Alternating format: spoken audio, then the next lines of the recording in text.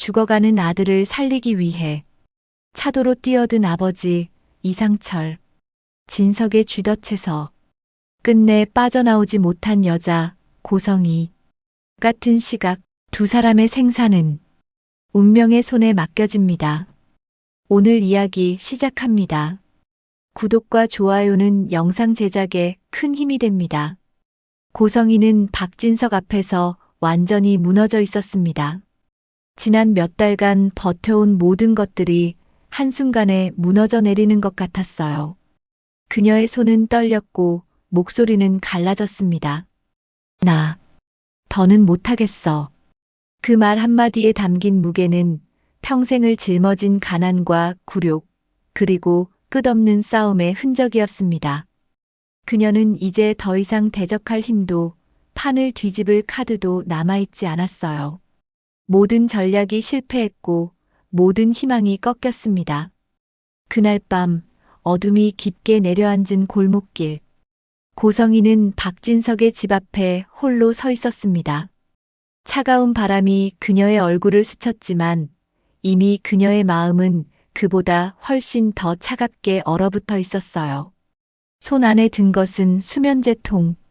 작고 하얀 알약들이 플라스틱 안에서 덜그럭거리는 소리가 귀에 들렸습니다. 그녀는 잠시 망설였어요. 정말 이게 답일까? 이렇게 끝나는 게 맞을까? 하지만 다른 선택지는 보이지 않았습니다. 그래, 내 운명은 이제 여기서 판가름 나겠지. 하늘에 맡기겠어. 고성이는 외마디 소리를 질렀습니다. 그 비명은 누구에게 들리지 않았지만 그녀 자신의 영혼을 향한 마지막 항변이었어요. 그리고 떨리는 손으로 수면제 통의 뚜껑을 열어 알약들을 한꺼번에 입에 털어 넣었습니다. 순간 팔다리에서 점점 힘이 빠져나갔습니다. 다리가 휘청거리더니 중심을 잃었어요. 그녀는 대문에 머리를 기대어 반쯤 쓰러진 자세로 주저앉았습니다. 차가운 철문의 감촉이 뺨에 닿았지만 이미 감각은 흐려지고 있었어요. 정신이 혼미해지면서 오래된 기억들이 파노라마처럼 스쳐 지나갔습니다. 국밥집 엄마가 앞치마를 두르고 웃음을 날리며 손님들을 맞이하던 모습. 그 웃음 뒤에 숨겨진 피로와 고단함을 이제야 깨달을 수 있었습니다. 평생 가난을 부정하고 돈만 쫓아 살아야만 했던 날들. 그 기억의 조각들이 마치 오래된 필름처럼 빠르게 돌아갔습니다. 행복했던 순간은 너무 짧았고 고통스러웠던 순간은 너무나 길었어요. 아, 이렇게 죽는구나. 하염없이 눈물이 흘러내렸습니다. 차가운 눈물이 볼을 타고 흘러 턱 끝에서 떨어졌어요. 그리고 천천히, 아주 천천히 의식이 어둠 속으로 가라앉았습니다. 잠이 들어가는 순간이었어요. 영란은 작업실에서 새벽까지 일하고 지친 얼굴로 집으로 돌아오고 있었습니다. 어깨는 무겁게 처져 있었고 눈꺼풀은 납처럼 무거웠어요. 그저 집에 도착해 침대에 쓰러지고 싶은 마음뿐이었습니다. 하지만 현관 앞에 다다랐을 때 그녀는 멈칫했습니다. 대문 옆에 누군가가 쓰러져 있었어요. 희미한 가로등 불빛 아래 그 모습은 처음엔 그림자처럼 보였습니다. 영란은 심장이 철렁 내려앉았어요. 엄마. 영란은 달려가 엄마의 얼어붙은 몸을 흔들었습니다. 차가웠어요. 너무나 차가웠습니다.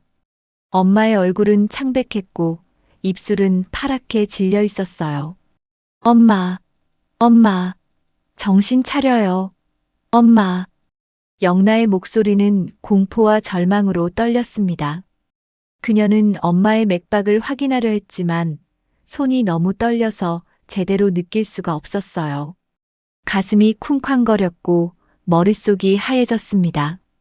아빠, 오빠, 빨리 나와요.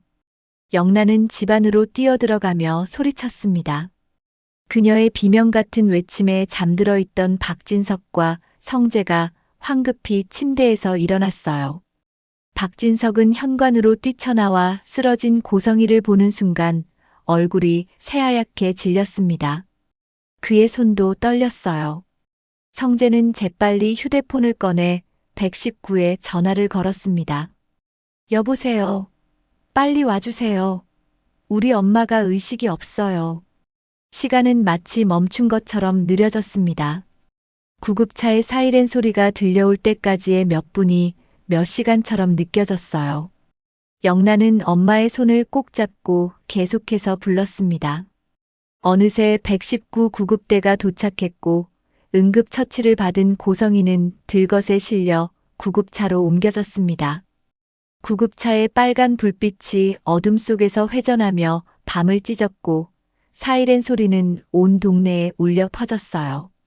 가족들은 급히 옷을 챙겨 입고 구급차를 따라 응급실로 향했습니다. 같은 시각 도시의 다른 편에서는 또 다른 비극이 시작되고 있었습니다. 밤 11시 병원에서 걸려온 전화였어요. 전화를 받는 순간 그의 얼굴에서 혈색이 싹 빠졌습니다. 뭐라고? 의식이 없다고? 전화기 너머 지환의 목소리는 애써 침착하려 했지만 이미 울먹이고 있었어요.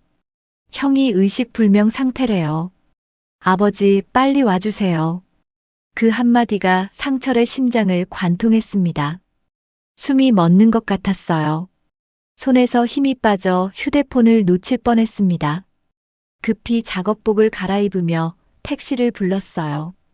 그 순간 상철의 머릿속에는 번개처럼 떠오르는 생각이 있었습니다. 내가 지혁이를 살릴 수 있어. 상철은 병원으로 뛰어나가기 전 잠시 멈췄습니다.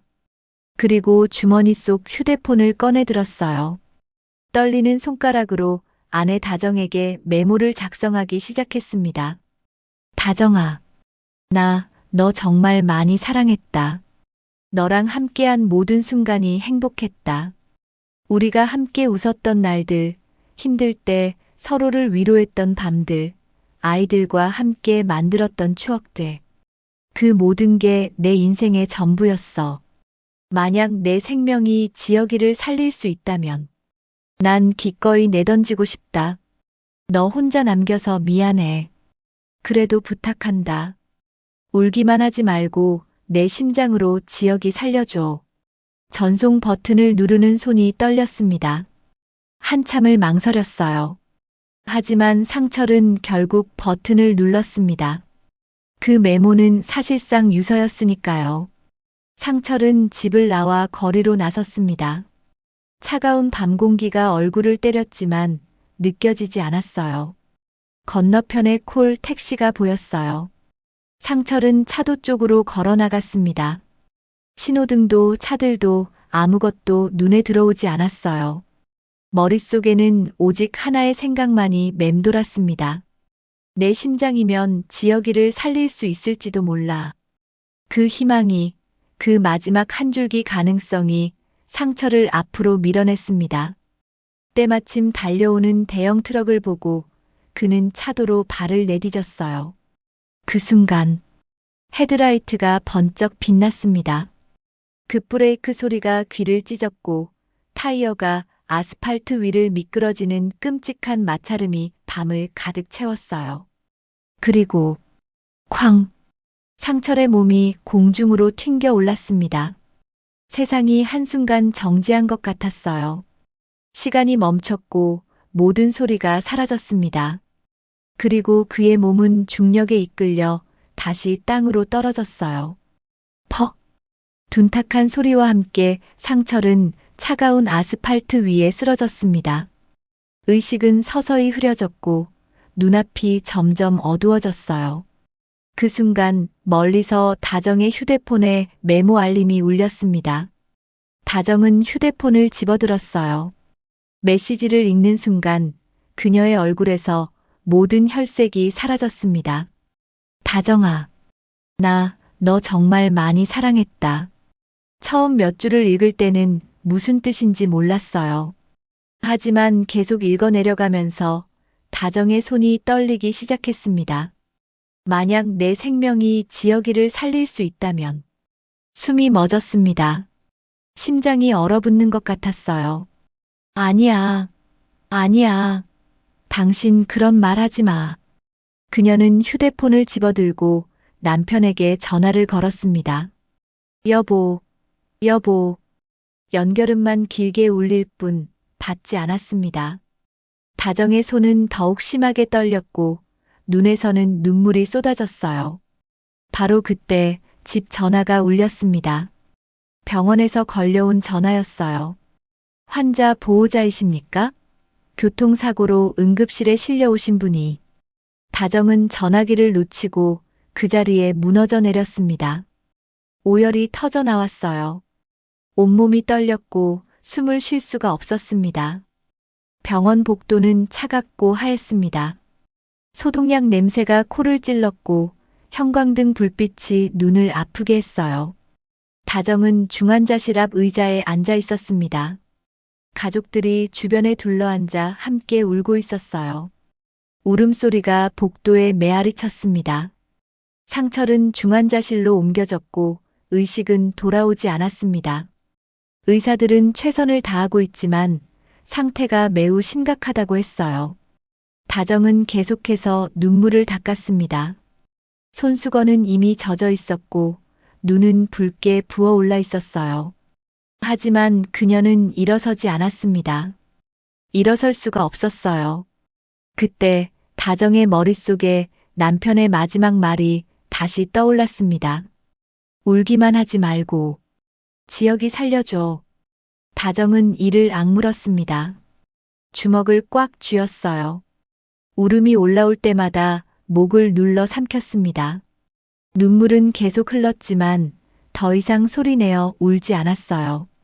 그녀는 의사를 찾아 나섰어요. 의사는 진료실에 앉아 차트를 보고 있었습니다. 다정이 문을 두드리자 고개를 들었어요. 들어오세요. 다정은 의자에 앉았습니다. 손을 떨면서도 눈을 똑바로 마주보며 말했어요. 선생님 가능성이 있나요? 의사는 잠시 침묵했습니다. 그리고 조심스럽게 입을 열었어요. 아드님의 상태가 매우 위중합니다. 심장 이식만이 유일한 방법입니다. 그리고 환자분께서는 뇌사 판정을 받으셨습니다. 다정은 입술을 깨물었습니다. 눈물이 또 흘러내렸지만 그녀는 고개를 끄덕였어요. 살릴 수 있나요? 우리 지혁이를 살릴 수 있나요? 네. 조직 적합성 검사 결과 이식이 가능합니다. 다정은 숨을 깊이 들이마셨습니다. 그리고 또박또박 말했어요. 제 남편이 원했던 거예요. 지혁이를 살려주세요. 수술실의 문이 닫혔습니다. 빨간 불이 켜지며 수술 중이라는 표시가 밝혀졌어요. 다정은 수술실 밖 의자에 앉아 있었습니다. 옆에는 가족들이 함께 앉아 있었고 모두가 손을 모으고 기도하고 있었어요. 시간은 너무나 천천히 흘렀습니다. 1시간, 2시간, 3시간. 시계 바늘이 움직일 때마다 다정의 심장도 함께 뛰었어요. 수술실 문이 열렸습니다. 다정은 벌떡 일어났어요. 심장이 터질 것처럼 뛰었고 다리에 힘이 풀렸지만 간신히 버텼습니다. 의사가 마스크를 벗으며 고개를 끄덕였습니다. 성공했습니다. 그 말에 다정은 주저앉았습니다. 하지만 울지 않았어요. 눈물은 흘렀지만 소리를 내지 않았습니다. 왜냐하면 남편이 바라던 건 바로 이거였으니까요. 지혁이를 살리는 것. 다정은 눈을 감고 하늘을 향해 속삭였습니다. 여보, 당신이 원하던 대로 했어요. 지혁이가 살았어요. 당신의 심장 이울이 아들을 살렸어요. 그녀의 목소리는 떨렸지만 그 안에는 슬픔만이 아니라 감사함도 담겨 있었습니다. 며칠 후 지혁은 의식을 되찾았습니다. 지혁은 눈물을 흘렸습니다. 가슴에 손을 얹고 아버지의 심장 박동을 느꼈어요. 뚝, 뚝, 뚝. 그것은 단순한 박동이 아니었습니다. 그것은 아버지의 사랑이었고 희생이었고 영원한 유산이었습니다. 다정은 창밖을 바라보았습니다. 해가 떠오르고 있었어요. 새로운 아침이 밝아오고 있었습니다. 한편 다른 병원 응급실에서는 고성희가 눈을 떴습니다. 천장의 형광등이 너무 밝아 눈이 부셨어요. 그녀는 천천히 눈을 감았다가 다시 떴습니다. 주변을 둘러보았지만 아무것도 낯설지 않았어요. 아니, 정확히 말하면 모든 것이 낯설었습니다. 영나가 침대 옆에 앉아 있었어요.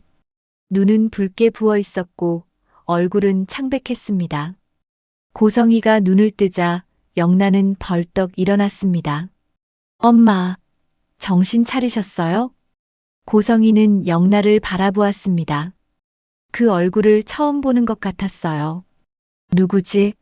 이 사람은 누구지? 누구세요? 영나는 얼어붙었습니다. 심장이 멈춘 것 같았어요. 엄마 저예요. 영나예요. 딸이에요. 고성희는 고개를 갸우뚱했습니다. 영나, 딸, 그런 것 같기도 하고 아닌 것 같기도 하고 아무것도 떠오르지 않았어요. 죄송한데 기억이 안 나요. 딸이라고요? 제가 누구죠? 제 이름이 뭐예요? 영나는 눈물이 쏟아졌습니다. 손으로 입을 막았지만 흐느낌이 새어나왔어요. 의사가 급히 들어와 고성희를 진찰했습니다. 여러 가지 검사를 한 후 의사는 영나를 복도로 불러냈어요. 환자분이 역행성 기억상실증을 겪고 있습니다. 과거의 모든 기억을 잃은 상태예요. 이름도 가족도 자신이 누구인지도 기억하지 못합니다. 그럼 언제 돌아와요? 기억이 언제 돌아오나요? 의사는 조심스럽게 고개를 저었습니다. 알 수 없습니다. 며칠 안에 돌아올 수도 있고 몇 년이 걸릴 수도 있어요. 혹은 영영 돌아오지 않을 수도 있습니다. 영나는 벽에 기대어 섰습니다. 다리에 힘이 풀렸어요. 그녀는 병실로 돌아가 엄마를 바라보았습니다. 고성희는 창밖을 멍하니 바라보고 있었어요. 그 눈빛은 텅 비어 있었습니다. 영나는 복잡한 감정이 밀려왔습니다. 엄마를 미워했었어요. 엄마가 한 일들, 엄마가 가족에게 준 상처들, 그 모든 것을 용서할 수 없었습니다. 하지만 지금 눈앞에 이 여자는 더 이상 그 엄마가 아니었어요. 이름도, 죄도, 거짓도, 욕망도. 그 모든 서사가 깨끗이 지워진 채 그녀는 그저 텅 빈 사람이었습니다. 영나는 울었습니다. 그런데 이상했어요. 왜 우는지도 모르겠고 무엇이 슬픈지도 모르겠었습니다. 복수하고 싶었던 상대가 사라져버렸어요. 미워하고 싶었던 사람이 더 이상 존재하지 않았습니다. 그것은 복수도 처벌도 아닌 가장 허무한 결말이었습니다. 몇 주가 지났습니다. 고성희의 기억은 돌아오지 않았어요. 그녀는 요양원으로 옮겨졌습니다. 밝고 깨끗한 요양원이었지만 고성희에게는 모든 것이 똑같았어요. 어디든 낯설었고 어디든 집처럼 느껴지지 않았습니다. 영나는 일주일에 한 번씩 찾아갔어요. 매번 갈 때마다 엄마, 저예요. 영나예요라고 말했지만 고성희는 매번 처음 보는 사람처럼 그녀를 바라보았습니다. 안녕하세요. 저를 아세요? 아니요. 죄송해요. 기억이 안 나요. 같은 대화가 반복되었어요. 그럴 때마다 영나의 가슴은 무너졌지만 동시에 어딘가 안도하기도 했습니다. 고성희는 요양원에서 조용히 살았습니다. 다른 노인들과 이야기를 나누지도 않았고 창밖만 멍하니 바라보는 날이 많았어요. 그녀는 자신이 누구인지, 어디서 왔는지, 무엇을 했는지 알지 못했습니다. 과거는 완전히 사라졌고 미래는 텅 비어 있었어요. 그리고 어느 가을날, 고성희는 조용히 눈을 감았습니다. 아무런 고통도 아무런 고뇌도 없이 그저 잠드는 것처럼 평온하게. 간호사가 그녀의 맥박을 확인했을 때 이미 숨은 멎어 있었어요. 영나에게 연락이 왔을 때 그녀는 울지 않았습니다. 다만 오랫동안 창밖을 바라보며 서 있었어요. 장례식은 조용했습니다. 몇 명의 친척들만 모였고 영나와 박진석, 성재가 함께 있었어요. 영나는 엄마의 영정 사진을 바라보았습니다. 사진 속 엄마는 웃고 있었지만 그 웃음이 진짜였는지 거짓이었는지 이제는 알 수 없었어요. 고성이는 그렇게 기억 없는 상태로 조용히 생을 마감했습니다. 복수도 처벌도 아닌 가장 허무한 방식으로요. 지역은 기적처럼 회복했습니다.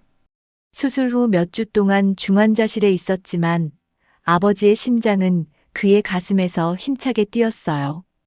의사들도 놀랄 정도로 빠른 회복이었습니다. 하지만 회복의 끝은 기쁨이 아니었어요. 태어나는 날 지역이 걸어서 처음 간 곳은 병원이 아니었습니다. 집도 아니었어요. 그가 간 곳은 아버지의 납골 땅이었습니다. 차가운 대리석 벽 앞에서 지역은 멈춰 섰습니다. 손이 떨렸어요. 숨이 막혔습니다. 납골함 위에는 아버지의 사진이 있었어요. 따뜻하게 웃고 있는 얼굴.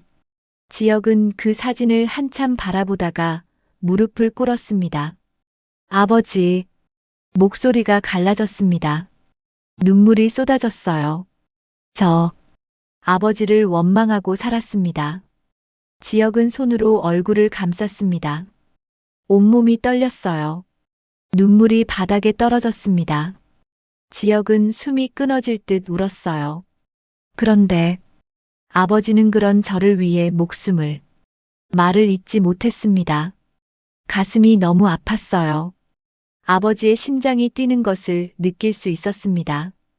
뚝, 뚝, 뚝. 미안해요. 정말 미안해요. 아버지.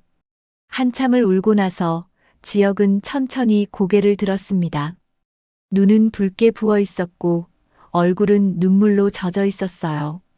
하지만 그의 눈빛은 달라져 있었습니다.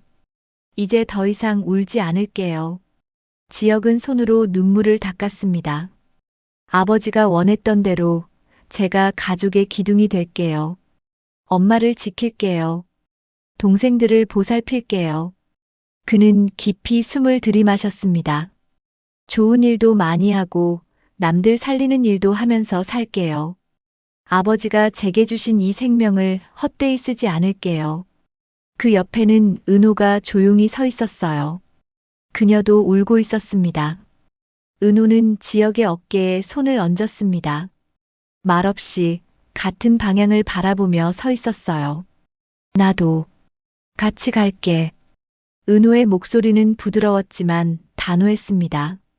당신 혼자 두지 않을게. 우리 함께 좋은 일 하면서 살자. 아버님이 주신 이 기회를 의미 있게 만들자. 지역은 은호의 손을 꼭 잡았습니다. 두 사람은 한참 동안 그렇게 서 있었어요. 아버지의 심장이 만들어낸 삶.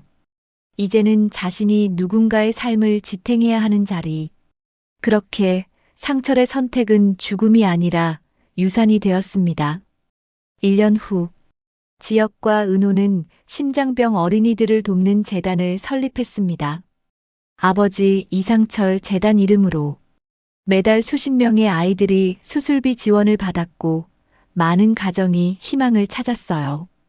지역은 병원을 찾아가 아픈 아이들을 만났습니다. 자신의 이야기를 들려주며 희망을 잃지 말라고 격려했어요. 저도 여러분처럼 아팠어요. 하지만 지금은 이렇게 건강하게 살고 있죠. 포기하지 마세요. 기적은 일어납니다. 아이들은 지역의 손을 잡고 눈물을 흘렸습니다. 그리고 희망의 빛을 되찾았어요. 상철은 죽었지만 그의 생명은 끝나지 않았어요. 아들의 가슴 속에서 계속 뛰고 있었고 재단을 통해 수많은 아이들의 생명으로 이어졌습니다. 그리고 지역이 도운 아이들이 자라서 또 다른 누군가를 도우며 살아갔어요. 그렇게 사랑은 끝나지 않고 계속 이어졌습니다. 한 사람의 희생이 만든 파문이 세상을 조금씩 바꿔나갔어요. 그것이 바로 상철이 남긴 진짜 유산이었습니다. 여기까지 함께 해주셔서 감사합니다. 언제 어디서 시청하시든 평안하고 행복하시기 바랍니다.